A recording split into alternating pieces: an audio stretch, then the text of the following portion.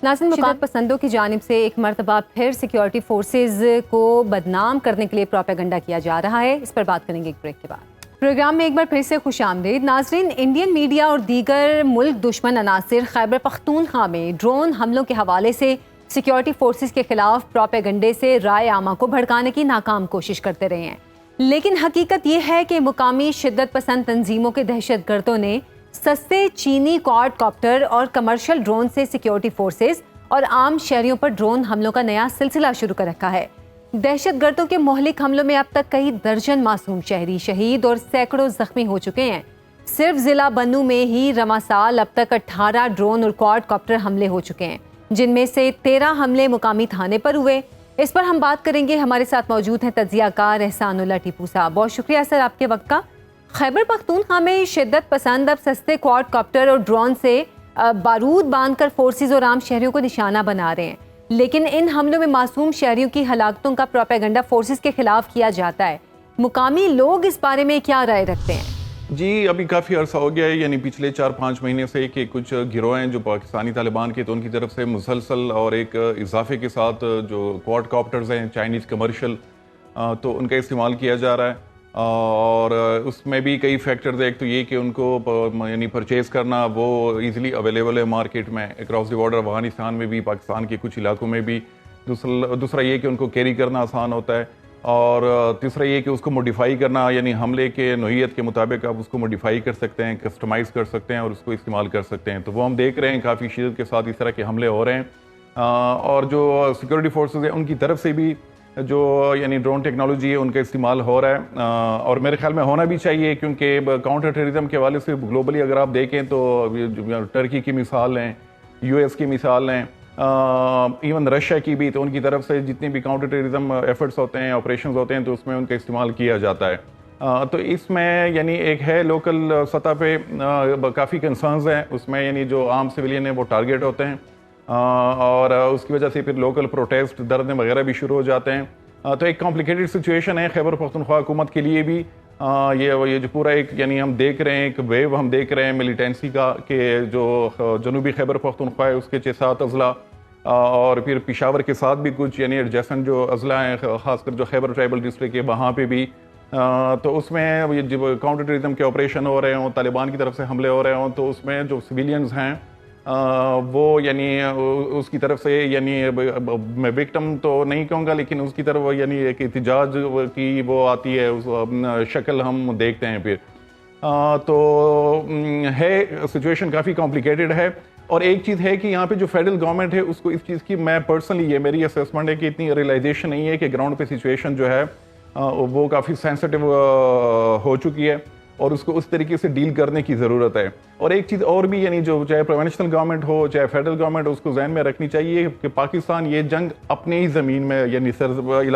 मुल्क में लड़ रहा है, वो किसी और मुल्क में जाके वो नहीं लड़ रहा। तो उसकी वजह से यानी उनकी कुछ लिमिटेशंस भी फिर आ जाती हैं। उसमें ख़ास ख्याल रखना पड़ता है कि सिविलियन टारगेट ना हो, उसकी ज़्यादा डिस्प्लेसमेंट भी ना हो, और माजी में ये कई मौक़ों पे हो भी चुका है। तो ये जो है उसकी वजह से फिर जो मिलिटेंट ग्रुप्स है इस चीज़ को एक्सप्लॉइट करते हैं और अपने मकासद के लिए वो इस्तेमाल करते हैं। अच्छा, टारगेट हमलों के लिए दहशत गर्दों को क्वाड कॉप्टर और ड्रोन्स कहाँ से मिलते हैं? क्या इंतज़ामिया इस लॉजिस्टिक सपोर्ट को नहीं रोक सकती? इंतज़ामिया की तरफ से या सिक्योरिटी फोर्सेस की जानिब से कोशिश की गई हैं, और अभी भी कोशिश हो रही हैं कि वो जो ड्रोन्स, जैमिंग गन्स हैं वो मुहैया की जाएँ पुलिस को खैबर पख्तूनख्वा में, FC को, या बाकी जो सिविलियन लाइन इन्फोर्समेंट एजेंसीज है उनको मुहैया की जाएँ। लेकिन अभी भी मेरे मुताबिक यानी उसमें ज़्यादा तादाद में वो चीज़ें मुहैया की जानी चाहिए थी, लेकिन अभी तक इतनी हुई नहीं है, क्योंकि जिस तरह के हम हमले देख रहे हैं, ख़ासकर जो हाफिज़ गुल बहादुर एक गिरोह है पाकिस्तानी तालिबान का, उनकी जानिब से, और उसमें 3-4 अजला हैं जहाँ पे उनकी कंसंट्रेशन बहुत ज़्यादा है, साउथ वज़ीरिस्तान, नॉर्थ वज़ीरिस्तान, बन्नू डिस्ट्रिक्ट, लक्की मरवत और करक तक। तो वहाँ पे पुलिस के कुछ ऑफिसर थे, उनसे भी जब हमारी बात होती है तो वो मुकाबला तो कर रहे हैं, लेकिन वो इस चीज़ का कि हमारे पास वो टेक्नोलॉजी अभी यानी नहीं है कि हम इफेक्टिवली इसको इंगेज कर सके, ये ड्रोन जो हमले और काउंटर कर सकें। तो मेरे ख्याल में इसको पे फोकस होना चाहिए, रिसोर्सेज जो हैं वो मुहैया होने चाहिए, ताकि वो मौसर अंदाज से ये जो नई एक हम जिद्दत देख रहे हैं جو ملیٹنٹ گروپس ہیں ان کی جانب سے کہ کبھی وہ ڈرون حملوں کے ذریعے وہ حملے شروع کرتے ہیں، کبھی وہ thermal night vision sniper guns جو ہے ان کے ذریعے وہ حملے شروع کرتے ہیں، آئی ای ڈیز وغیرہ یا خودکش حملے وہ تو ایک نارمل یا وہ تو پہلے سے بھی یہ چیزیں ایگزسٹ کرتی تھی، لیکن یہ جو دو ہیں تو اس کے حوالے سے ریاست پاکستان کو میرے خیال میں کہ جو لوکل فورسز ہیں ان کو ہر طرح کی ریسورسز جو ہے وہ مہیا کی جانی چاہیے تاکہ وہ افیکٹولی کاؤنٹر کر سکے۔ احسان اللہ صاحب، کیا دہشت گردوں کی کواد کاپٹر اور ڈرونز حملوں کو ملکی سیکیورٹی فورسز کے لیے چیلنج کے طور پر دیکھا جا رہا ہے؟ ہاں، چیلنجز کا تو یعنی ہے، یعنی جو دو طرح کے ہتھیار کا میں نے نام لیا، جو ڈرونز ہیں اور thermal night vision sniper guns ہیں، تو اس حوالے سے اور یہ کافی ایکسٹینسولی یوز ہو رہے ہیں یہ دونوں چیزیں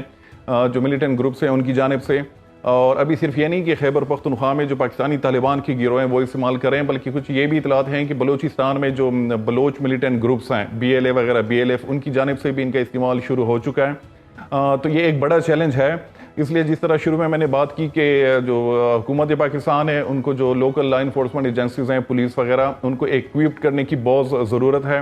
اور ہے ٹیکنالوجی اس طرح کی ہے۔ اور ابھی ریسنٹلی ہم نے دیکھا بھی کہ چائنا کی طرف سے بھی یعنی جو ڈرون جیمنگ ایکوپمنٹس ہیں ان کا استعمال یعنی کیا جا رہا ہے، اور ان کے پاس ان کی اویلیبلٹی بھی ہے، تو اس طرح کی جو دوست ممالک ہے ٹرکی چائنا وغیرہ تو ان سے پاکستان ایکوائر بھی کر سکتا ہے۔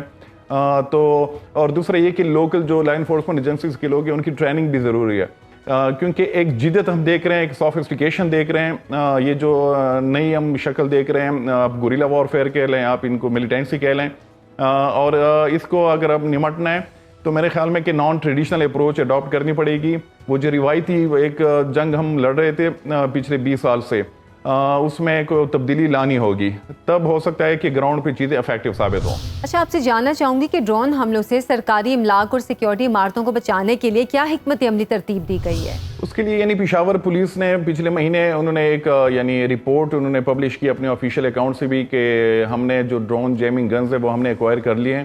اور اسی کے ذریعے یہاں پہ جو سینسٹیو عمارات ہیں، انسٹالیشنز ہیں سیکیورٹی فورسز کے ہوں، سویلین اتھارٹیز کے ہوں، ان کو ہم سیکیور کریں گے۔ لیکن جس طرح میں نے شروع میں کہا کہ جو تعداد ہے وہ کم لگ رہی ہے، مزید وہ چیزیں مہیا کرنی ہوں گی، کیونکہ پشاور کے ساتھ جو پروونشنل کیپٹل ہے اس کے ساتھ ہی خیبر ٹرائبل ڈسٹرکٹس ہیں، اور وہاں پہ بھی ملیٹنٹ گروپس جو ہیں ان کی پریزنس ہے۔ تو اگر فیوچر میں کوئی اس طرح کا اٹیمپٹ ہوتا ہے کہ ڈرون کے ذریعے وہ جو سینسٹیو انسٹالیشنز ہے پشاور میں ان کو اگر ٹارگٹ کرنے کی کوشش کی گئی تو میرے خیال میں یہ ایک بہت بڑی یعنی